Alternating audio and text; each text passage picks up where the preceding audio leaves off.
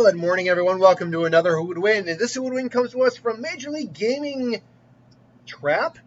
This is going to be a quick one. This one is Who Would Win in a fight, Shere Kahn or Soto from Ice Age. Now, notice this isn't Diego from Ice Age. I honestly forgot it was Diego. Soto was actually the villain from the first movie, the leader of the pack of saber-toothed tigers from the first Ice Age movie. It's been years since I've watched the first Ice Age movie. I like the first actually, I like the first one, and weirdly enough, I like the third one where they actually find the dinosaurs. I actually don't mind that one. That being said, like the other ones get a little weird. No, they don't get lower. They get kind of like, but still, I don't mind. Overall, I don't mind the Ice Age series, and it made bank. But Shere Kahn versus Soto. Now, I'm going to be just flat out honest. This is not really a battle of personality here. Like, strategy, all that. Because there's so many interpretations of Shere Kahn that, because there's at least I can think, there's the book, there's the anime we're looking at here, there's the live action version from Disney a while back, and then there's another one that Andy Serkis did. Not to mention other versions beyond that I'm probably forgetting. So there's Tailspin, which is technically the same Shere Kahn. So there's many different versions, and the personality does change between the versions a little bit. Like Idris Elba's is not the same as the animated one here. But Shere Kahn is a Bengal tiger. He's a man-eater. He's proud of his power, and he wants to hunt Mowgli, basically. What the reasons may be differ depending on which version you're looking at, but he wants to hunt Mowgli. Soto is a saber-toothed tiger. Now, let me just find some information real quick here. Saber-toothed tiger. So your average, and then a Bengal tiger, so I can get a comparison here. Bengal tiger, because really what this is going to come down to is size, power, and lethality. A Bengal tiger at the shoulders can stand anywhere from 3 to 3.5 feet tall at the shoulder, with an average length at the largest for the males of about 10 feet, weighing in about 490 pounds. Bengal tigers are beautiful animals. They are dangerous. You shouldn't go out of your way to try to pet one. But they're not natural man-eaters or anything like that. Just let them be and, admire from a distance. The Smilodon, or the saber-toothed tiger. Now, because we don't have actual full, skeletons or all that, we have to piece together from what skeletons we have.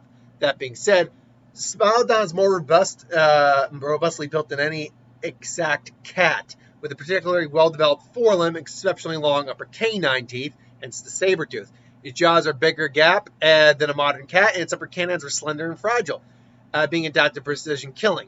The small species weighed only about 120 to 210 pounds, whereas the biggest species weighed up to 620 pounds and a height of 39 inches, which is taller and larger. But both species are mainly known. Both of these species are mainly known from North America. But remains from South America have been attributed to them.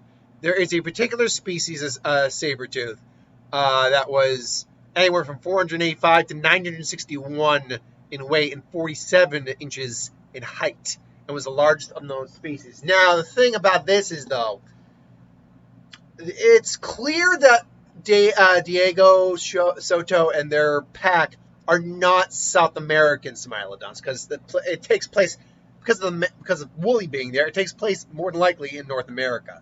So if we're going on the large side of the scale here, which given the appearance looks like we can do that, and Soto was larger and more robust than Diego was, we can assume that they were probably more of the North American variety, and they were probably the larger species of the North American variety.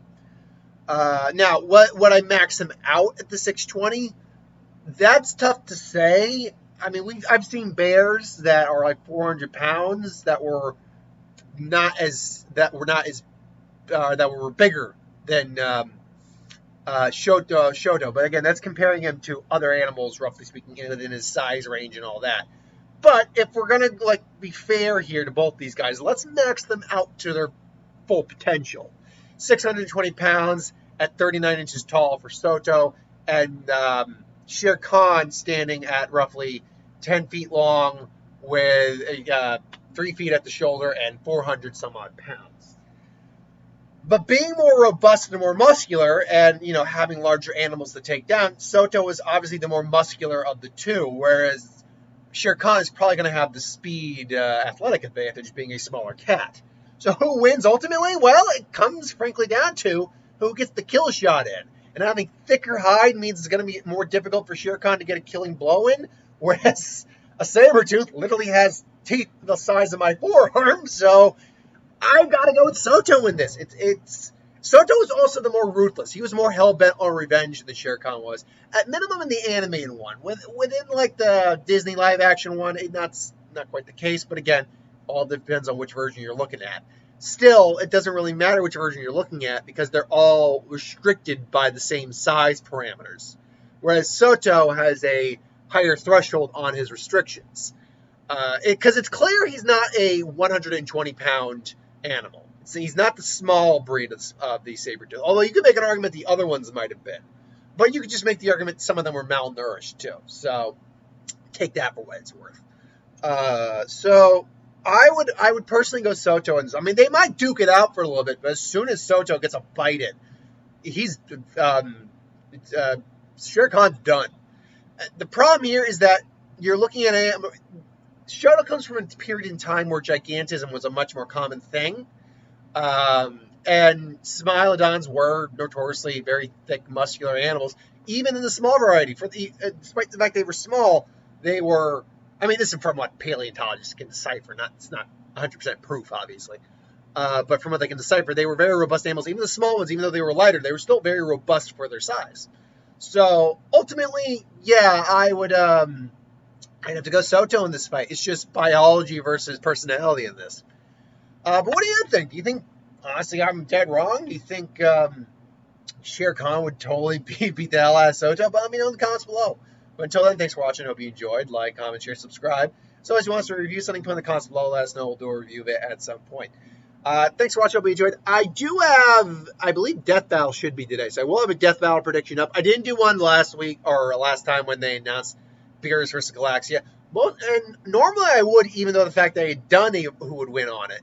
But I'd already done a who would win on it. So at that point, I'm like, most people are just going to go to the who would win. So there's no real point in me going to doing another one at this point. So, yeah, but even if I've done the next fight, I'll do a prediction again for this one. It's just that, honestly, I didn't know when they officially announced who was fighting, so it just threw that off. That's the problem when they have breaks, is that I don't know who's officially fighting when they're officially fighting. But, yeah, it's Beerus versus Sailor Galaxia. But that being said, my money's on Beerus. I don't... to be fair, I never watched Sailor Moon, so my money's on Beerus, though. Until then, though, thanks for watching. I hope you enjoyed. Like, comment, share, subscribe. I'll see you next time.